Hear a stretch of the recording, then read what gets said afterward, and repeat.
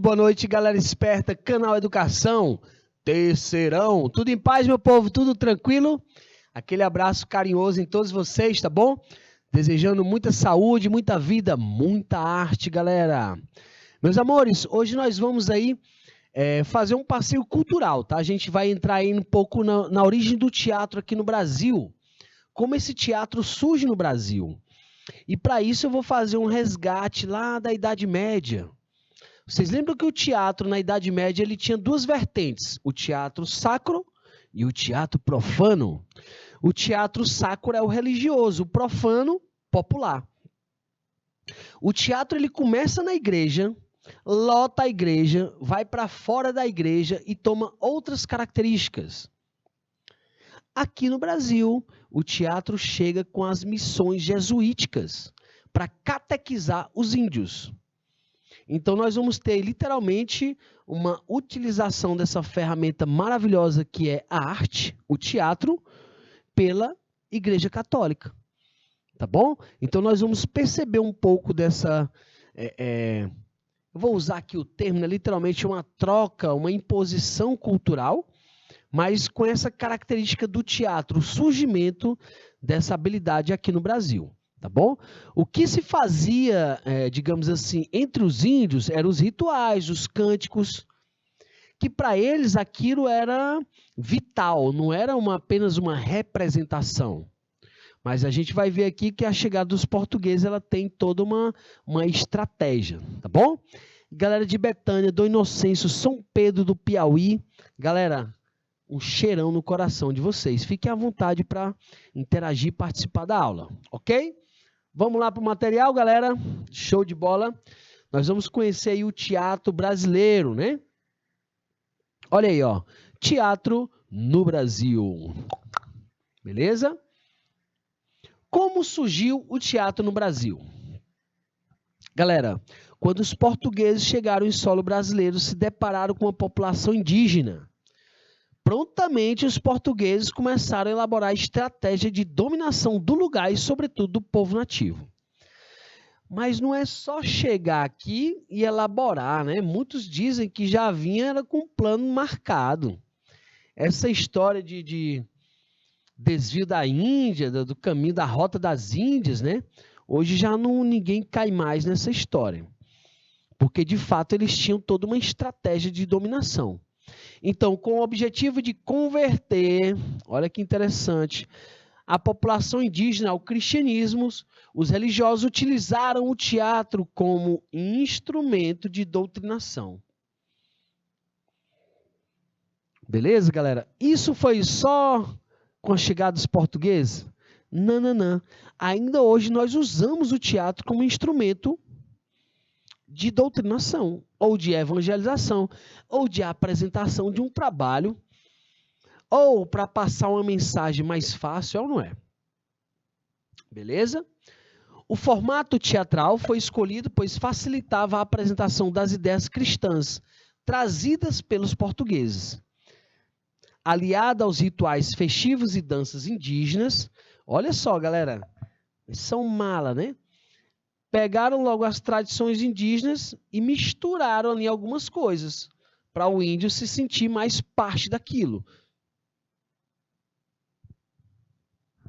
Olha aí. Aliada aos rituais festivos e danças indígenas, a primeira forma de teatro que os brasileiros conheceram foi a dos portugueses, que tinha um caráter pedagógico baseado na Bíblia. Nessa época, o maior responsável pelo ensinamento do teatro, bem como pela autoria das peças, foi o padre José Anchieta.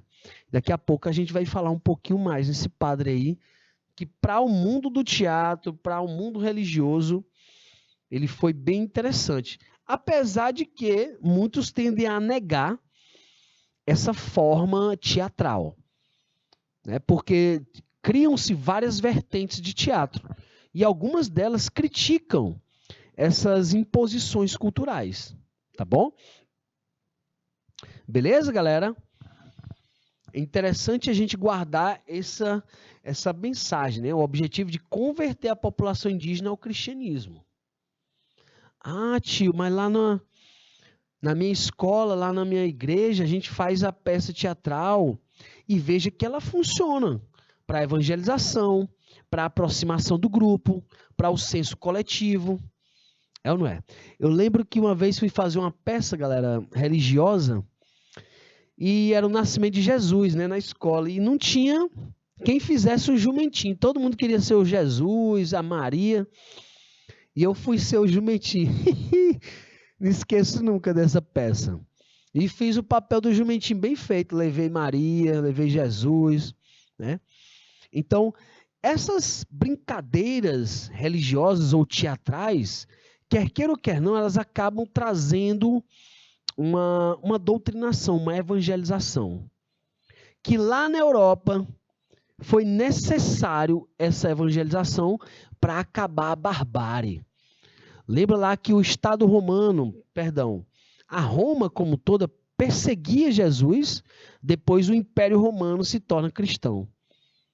Os bárbaros, de tão violentos que eram, a igreja se tornou violenta para combater os bárbaros também. Então, há uma relação aí, né, temporal bem interessante. Parece que a Idade Média vem com essas missões jesuíticas. Uma imposição cultural, violências, etc. Tá bom? Então, olha aí, na tela aí nós temos uma pintura de Benito Calixto, como queiram, na cabana do Pindobuço. E nós temos aí o jesuíta Anchieta e Nóbrega catequizando indígenas. Veja que a postura, né, do Anchieta, do Nóbrega, ela é de obediência, joelho no chão, cabisbaixo, lendo a Bíblia. O índio não sabia ler Bíblia, galera. Não sabia nem ler o português. Os jesuítas tinham toda essa literatura, né? Mas como passar para os índios? Por meio dos gestos, expressões corporais. Tá bom? Veja que tem um índio aqui na porta, aqui, ó, ainda armado. Os demais soltaram as armas. Olha que interessante. Olha como essa pintura ela tem mensagens, né? A catequese vai abrandando também os índios. Os índios eram violentos. Na verdade, índio é violento, se sentir ameaçado sobre tudo. Tá bom?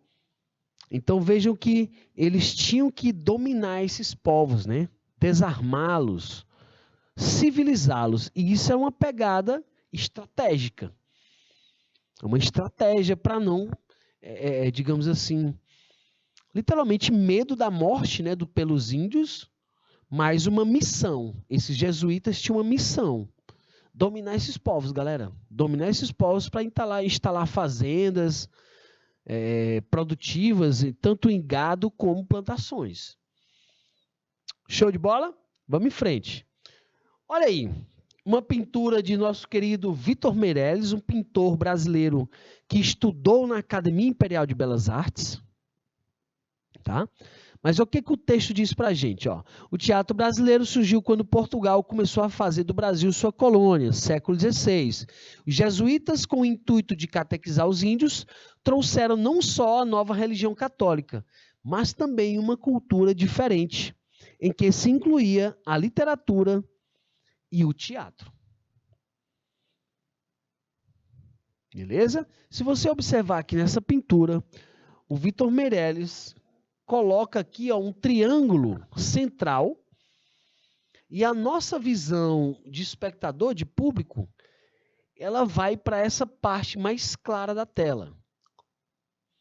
Agora, olha a quantidade de informações. Eu tenho ali soldados armados, eu tenho um pote de ouro, uma espada de ouro, os franciscanos, os jesuítas, os colonizadores, os desbravadores, os índios já imitando aqui o próprio padre. Ó, o padre está levantando as mãos ali para a cruz, né?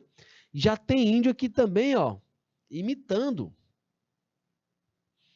A imitação, né? A mimese. O teatro trabalha com isso. Agora, Vitor Meirelles não estava aí no dia dessa primeira missa, né, galera? É uma obra idealizada. Como assim, tio? Idealizada? Técnicas acadêmicas. Você vai fazer uma pintura de uma pessoa e você quer que aquela pintura fique bem feitinha. Você idealiza. Você enrola os cabelos bem enroladinho, você bota os índios em alguma postura. Olha aqui um índio curioso, atrepado na árvore aqui para ver melhor. Quem já subiu numa árvore aí para ver alguma coisa melhor? Né? A curiosidade indígena, tá? Alguns índios questionando e até mesmo virando as costas para aquilo. Olha uma índia aqui dando de mamar, mas ouvindo aquela colocação, né? Outros preocupados com o que estavam vendo. Enfim, é uma tela cheia de informações, características dos pintores acadêmicos. Beleza, galera? A gente deve colocar aqui, ó, essa idealização, tá? O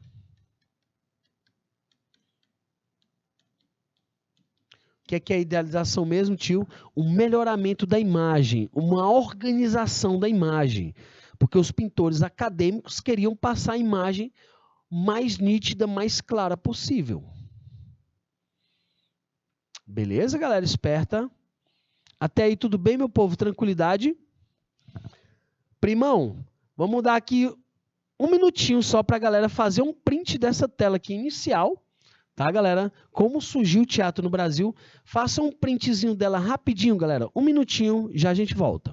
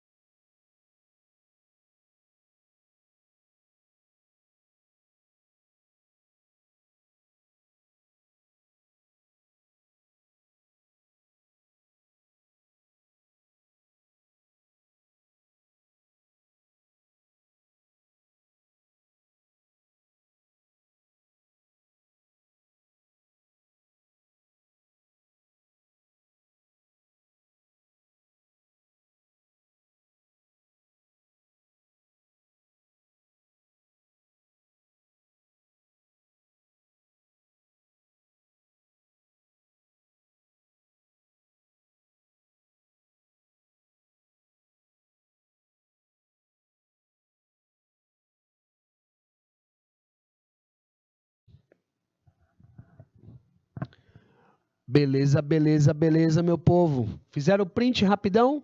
Show de bola, hein? Vamos para frente. Olha aí, os jesuítas faziam parte de uma ordem religiosa católica chamada Companhia de Jesus. Galera, essa Companhia de Jesus, elas trouxeram uma bagagem cultural catalogada, premeditada, para ser imposta aqui no país, né? Literalmente hoje, ainda hoje, a própria língua portuguesa, né, que é a língua oficial do nosso país, ela é cheia de regras, é ou não é? Olha que a gente sofre com esse português, às vezes por causa de uma crase, de um ponto, a gente deixa de entrar na universidade, é uma coisa séria. Então, olha aí, criados com o objetivo de disseminar a fé católica pelo mundo, os padres jesuítas eram subordinados a um regime de privações, que os preparavam para viverem em locais distantes e se adaptarem às mais diversas condições. No Brasil, eles chegaram em 1549 com o objetivo de cristianizar as populações indígenas do território colonial. Então, veja o seguinte, ainda hoje, a gente fala dessas privações que alguns religiosos passam, né? Na minha época, eu lembro que o padre não podia casar, não podia namorar, não podia ter filhos, não podia beber bebida alcoólica. Enfim, eu lembro disso, eu cheguei a frequentar a igreja católica e a gente tinha essa figura de um padre, de um homem que não cometia erros, né? Então, literalmente, essa galera foram... Olha, são marcas dessa época ainda.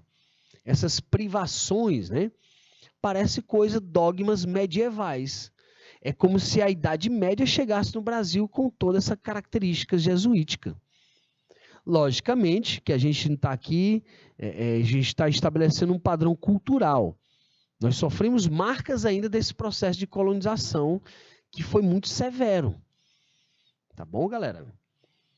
Olha, para vocês terem uma ideia, a quantidade de acontecimentos em torno da igreja, né? A igreja, em épocas remotas, matava muita gente, hoje tenta salvar. Nenhuma religião está parada, todas estão em transformações, é ou não é? E a maioria dessas religiões tem o objetivo de abrandar o nosso coração, trazer evangelização. Então, quer queira ou quer não, a gente vai ter aí pessoas aqui, né, que estudaram literalmente como trazer um conhecimento que é de difícil acesso. Religiosidade, às vezes, é uma coisa muito complexa, né? Religiosidade todos nós temos, alguns mais intensos, outros menos intensamente. Mas isso é complexo. Hoje nosso país é laico. Cada um, né, a gente pelo menos tenta trazer essa ideia do Estado laico. Cada um segue seus princípios familiares e culturais. Tá bom? A gente hoje não tenta impor somente uma religião. Muito pelo contrário, no Brasil, nós somos marcados por essa diversidade cultural. Beleza, galera? Olha aí, então, as primeiras peças foram, então, escritas pelos jesuítas, sobretudo nosso querido, né, José Anchieta, que se utilizavam de elementos da cultura indígena, a começar pelo caráter de sagrado que o índio já tinha absorvido em sua cultura, até porque era preciso tocar o índio, falando de coisas que eles conheciam. Misturados a esses elementos estavam os dogmas da Igreja Católica. Então, eles pegavam coisas da cultura indígena, associavam às leis da igreja e repassavam ao índio como se fosse algo dele já. Olha que técnica, galera. Por exemplo, aqui no Piauí, tem uma música do Jaraguá, que é uma espécie de monstro que cria-se na letra da música, né? Para que os índios que tivessem fora das catequeses tivessem medo. É mais ou menos assim. Chegou, já chegou meu Jaraguá. Esse bicho é bonitinho, é um bicho assim. Ele vai te pegar, pega o menino Jaraguá, pega o menino Jaraguá. E o Jaraguá é um bicho da cabeçona que tem uma queixada. A pessoa que está dentro do Jaraguá fica puxando uma linha, batendo o queixo do Jaraguá. E era uma espécie de monstro, um bicho papão, que corriam atrás das pessoas, crianças que não queriam a catequese. Isso aconteceu na Europa, galera. Lá nas igrejas góticas, eles colocavam esculturas de monstros para botar medo nas pessoas, sobretudo as pessoas que não iam à igreja, que ficavam, digamos assim, no mundo profano, né? Olha que interessante. Então, essa característica lá da Europa também veio para cá, com outras temáticas, com outras linguagens, mas a mesma essência. Lá no Ocidente, quando a gente fala, galera, em arte medieval, a gente vai ver que a igreja vai abrandar os corações daquela época. Porque as invasões bárbaras eram uma grande realidade. O Império Romano era impiedoso. Os bárbaros invadem Roma, dando início à Idade Média. Então, era uma violência generalizada. O abrandamento dos costumes veio por meio dessas ordens religiosas. Beleza, galera? Fica tranquilo isso para vocês, esse entendimento? Show de bola? Olha aí, nosso querido José Anchieta. Foi um padre jesuíta espanhol que ingressou na Companhia de Jesus no Reino de Portugal, ficando ao seu serviço e um dos fundadores das cidades brasileiras de São Paulo e Rio de Janeiro. Só o eixo, ó. José Anchieta. Tá? Foi o primeiro dramaturgo, o primeiro gramático e o primeiro poeta nascido nas Ilhas Canárias. Foi o autor da primeira gramática da língua tupi. E esse daqui eu queria ver de novo. Ah, mas se a gente voltasse, né, ao Tupi, seria uma confusão danada. Mas a gente perdeu muito disso, quase não falamos. Falamos, né? Pipoca, peixe, pitomba, pássaro, a maioria desses nomes são indígenas, né? Então, a primeira gramática da língua tupi e um dos primeiros autores da literatura brasileira, para a qual compôs inúmeras peças teatrais e poemas de teor religioso e uma epopeia. Então, José Anchieta, sem sombra de dúvidas, era um artista, né? Com um olho em Deus e outro na terra. Logicamente que a serviço dessas companhias, a Companhia de Jesus, né? Ele tinha missões. E nós sabemos que a missão deles era a catequese indígena. Tá, galera? Beleza? Olha aí, Retrato do Padre José de Anchieta, obra de Benedito Calixto, em 1902. 1902, já século XX. O artista Benedito Calixto faz uma lembrança das origens do Brasil, né? Sobretudo essa chegada de várias pessoas de outros países. Olha aí, José de Anchieta, ele era o quê? Espanhol. Aqui no Brasil, galera, andou espanhol, holandês, né? Africano, português. Depois chega italiano, holandês, já falei, alemão, enfim. Beleza, meus amores?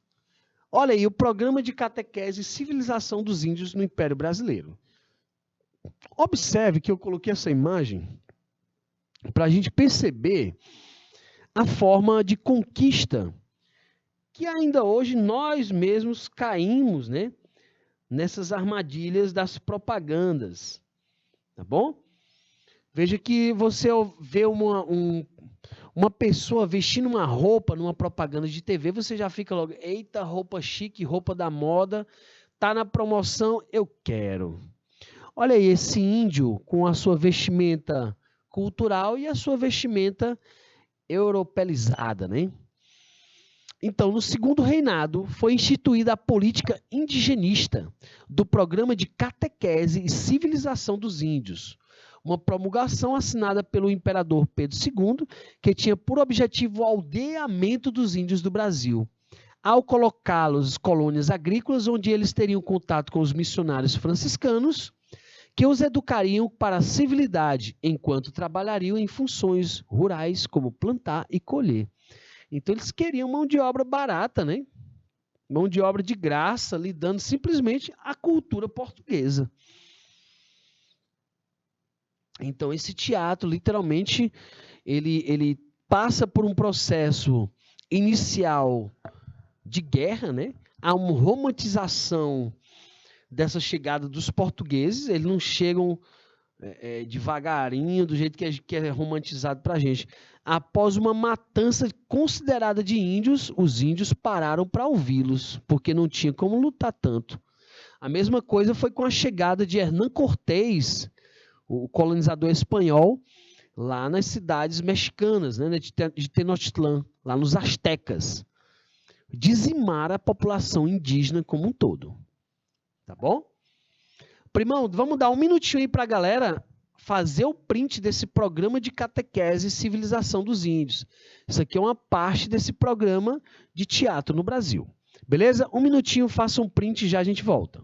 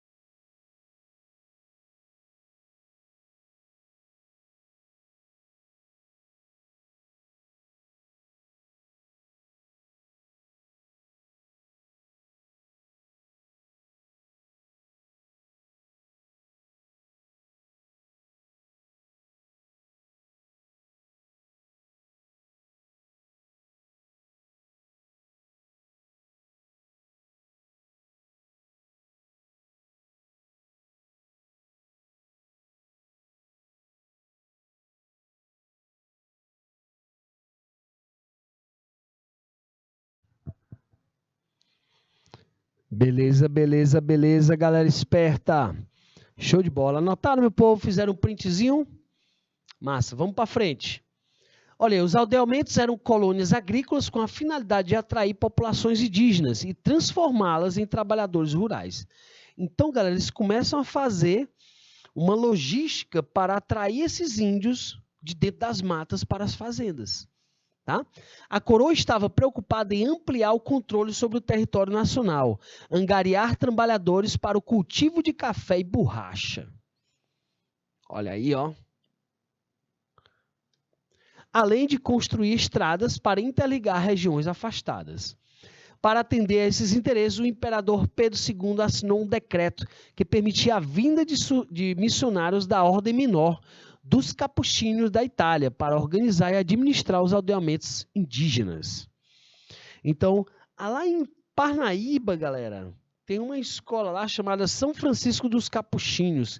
É uma das escolas mais antigas de lá e traz essas marcas de sistema de aldeamento. Tá? Todo o território brasileiro, nessa costa do mar, a gente vai ter essas funções, essas missões jesuíticas. Por meio do trabalho dos missionários, que eram contratados como funcionários do Império, pretendia-se que os índios fossem catequizados e mais tarde se juntassem aos imigrantes europeus, que chegavam ao Brasil e se estabeleciam em colônias. Então, eles queriam, literalmente, civilizar os índios, para após serem escravizados, né? Olha aí um aldeamento indígena, tá? Literalmente, a gente tem aí uma organização próxima à igreja principal, chamada de Candelária, tá bom? E nós vamos ter esses aldeamentos como se fosse tirar os índios das casas do índio, que é a oca, para a arquitetura contemporânea, né? Para a arquitetura de época, no caso, a arquitetura neoclássica. Beleza, galera? Show de bola, né? Olha aí, como características do teatro de catequese. E aí a gente vai pegar, literalmente, o miolo da história toda, né? O teatro de catequese tinha como função preocupação em transmitir os ensinamentos católicos. Olha, a Via Crucis, a Paixão de Cristo, todo ano nós assistimos, passa na TV, em vários canais, assim como a morte, o nascimento de Jesus também. Aqui é na Semana Santa, a Via Crucis, e lá no Natal, o nascimento de Jesus. Tá bom? Valorização do propósito bíblico em detrimento da expressão artística. Então, eles preferem a mensagem do que um artista que esteja, digamos assim, um melhor ator.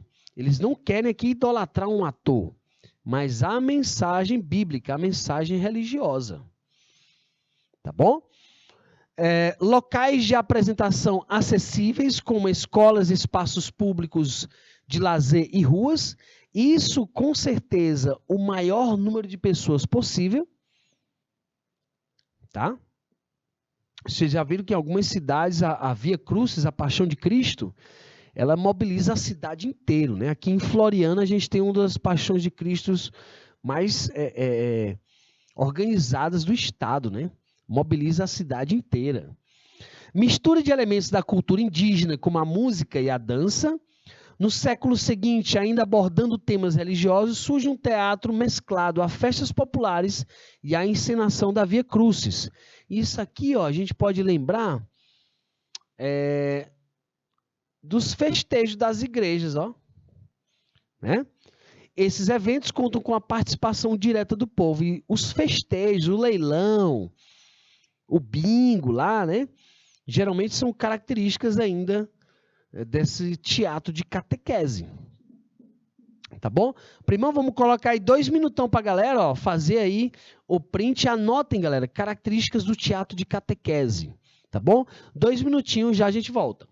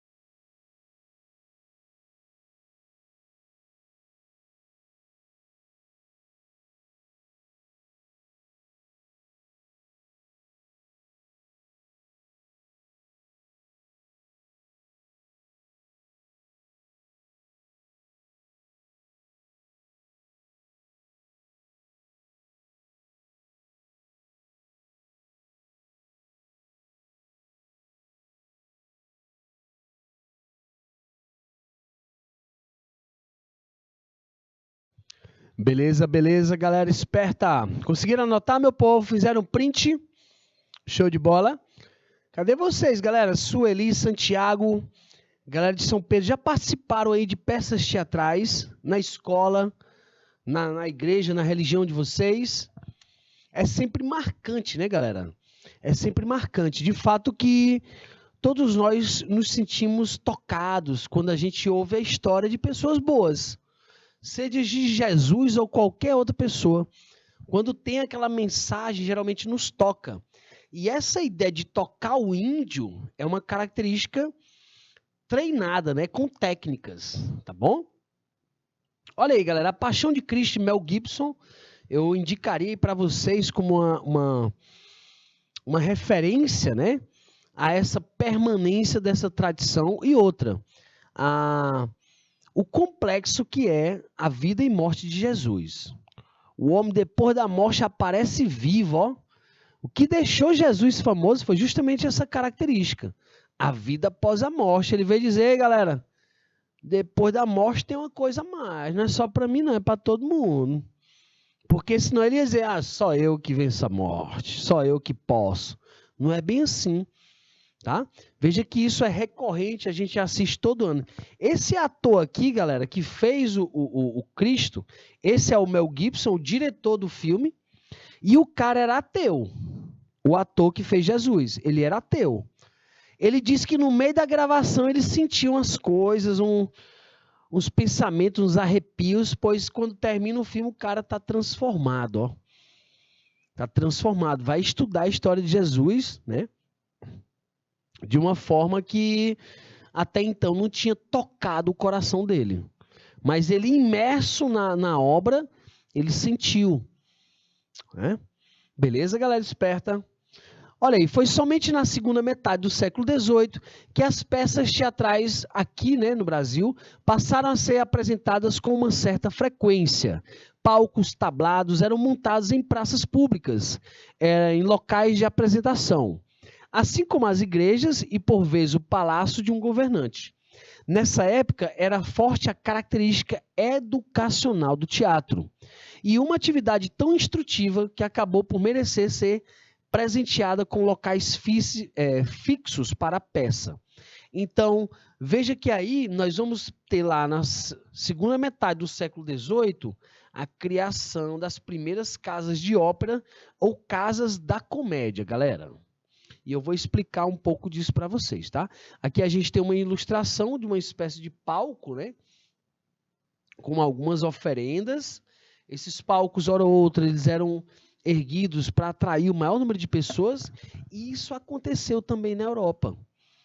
Quando a gente fala lá na comédia dell'arte, lembra Arlequina, Pantalone, Dottore della Peste, tá? Nós vamos ter aí personagens caricaturados da arte mais profana, mais popular. E isso acontece aqui também no Brasil, chamada de comédia dos costumes. Olha aí, no século XIX, surge também a chamada comédia de costumes, um gênero teatral baseado no humor e na sátira, que abordava os comportamentos da sociedade da época com personagens caricatos. Galera, a gente pode comparar isso aqui ao comédia dell'arte.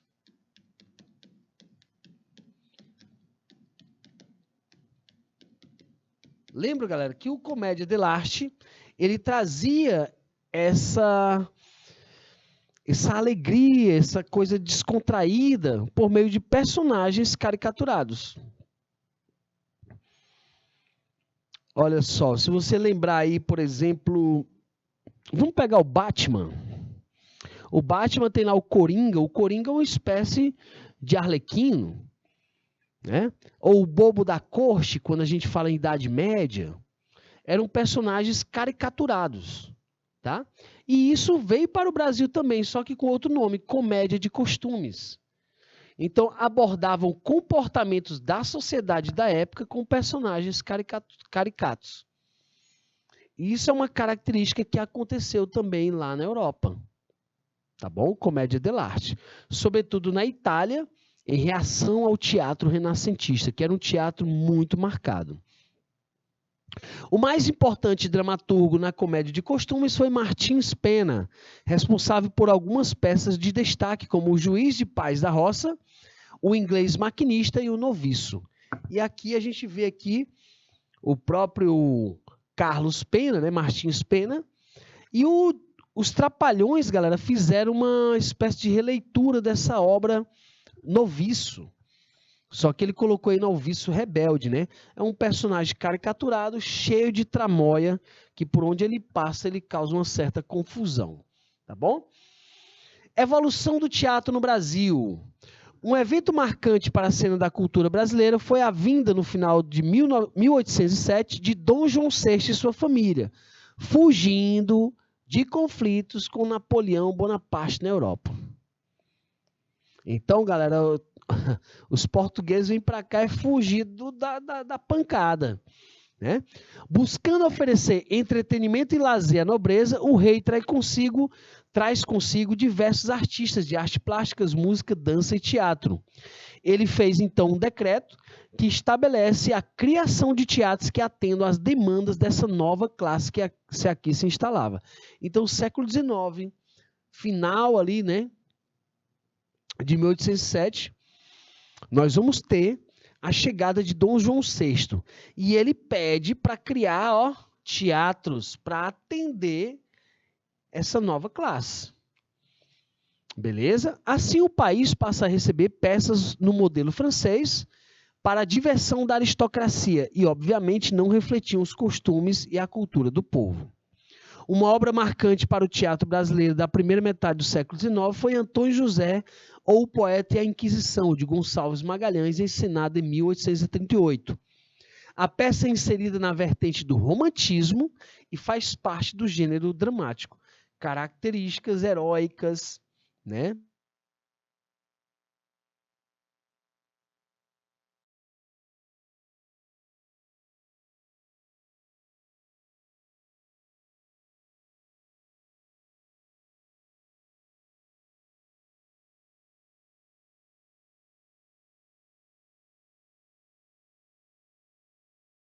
Show de bola? Olha aí o Teatro Municipal, feito já em 1910, né, no Rio de Janeiro. Olha só, em 1922, o Brasil começa a mostrar arte para o mundo, Semana de Arte Moderna. Mas veja que o Teatro Municipal ele já traz essas características europeias, né? É um padrão neoclássico, as cúpulas arredondadas, parece até um pouco também com as coisas do Oriente, né? Técnicas que vêm de outros países. Tá? No caso, Dom João VI, que pede a construção desses locais específicos, bem luxuosos. Né? O teatro realmente nacional só veio se estabilizar em meados do século XIX, quando o romantismo teve seu início. Martins Pena foi um dos grandes responsáveis por isso através de suas comédias de costume, como a gente falou agora há pouco. Outros nomes de destaque para a época foram o dramaturgo Arthur Azevedo, o ator e empresário teatral João Caetano e na literatura o escritor Machado de Assis. Galera, vamos dar um pulo aqui rapidinho, vamos fazer essas questões aqui, depois a gente vai dar continuidade com essa segunda parte da origem do teatro aqui no Brasil. E a gente vai falar diversos nomes de pessoas importantes, tá bom? Olha aí, para vocês, está de graça essa questão. A primeira manifestação teatral surgida no Brasil tinha a finalidade de quê, galera? Respondam isso aí tranquilamente. Letra A, ensinar a cultura dos portugueses aos índios. Letra B, transmitir as doutrinas religiosas do catolicismo. Letra C, representar as características do povo brasileiro. Letra D, incentivar a cultura popular nos ambientes escolares. E letra E, atrasar o desenvolvimento indígena brasileiro. A letra E é bem interessante, né? Só que a finalidade não era isso, né? A letra E foi o que aconteceu de fato. O índio parou no tempo, foi barrado. E aí, meus amores, marcam o quê? Betânia, Baixa Grande do Ribeiro, São Pedro. O que vocês marcam aí, meu povo? Tranquilos? Aí tá facinho, não tá não? Galera de São Pedro, tem alguém daí? Palmeiras, Betânia. Galera, sem sombra de dúvidas, transmitir as doutrinas religiosas do catolicismo. A letra B de Brasil, tá bom? Os portugueses, essa ideia teatral era missão jesuítica, tá bom? Mais uma questão, e aí sobre regime militar. A gente ainda vai tocar ainda nessa questão do teatro em épocas de ditadura, mas veja só, a ditadura militar todos nós conhecemos que ela inibe o povo, né? Então, com o regime militar em 64, inúmeras peças teatrais foram proibidas no Brasil. Assim como os índios, os portugueses chegando aqui, proibiram algumas práticas indígenas. E isso era meio que chocante para os índios, né? Eles estranhavam muito essas proibições. E aí nós vamos ter literalmente que essas peças teatrais, elas sofriam uma espécie de filtro chamado de censura. Em época de ditadura, você não pode falar qualquer coisa. Lá na Grécia, por exemplo, olha, na Grécia, o teatro grego passa a ter a voz do povo. Porque lá no teatro você poderia criticar o sistema do imperador. Agora, falar ao vivo mal do imperador, não. Então, a censura ela acontecia no ao vivo, mas por meio da arte você conseguiria falar em duplo sentido. Beleza, galera? Então, essa censura, hoje, olha, tem muita música que deveria ser censurada, né? Fala mal das crianças, mal da mulher. Então, essa censura ela poderia dar uma melhoria nesses padrões, mas em outras épocas cortou a voz do povo, literalmente. Beleza, galera esperta? Eu vou deixar aqui aquele abraço carinhoso para vocês, tá? Lembrando aí que o teatro é ferramenta importantíssima no nosso dia a dia. A todos vocês, saúde, alegria, e a gente se encontra na próxima semana. Valeu, galera! Show!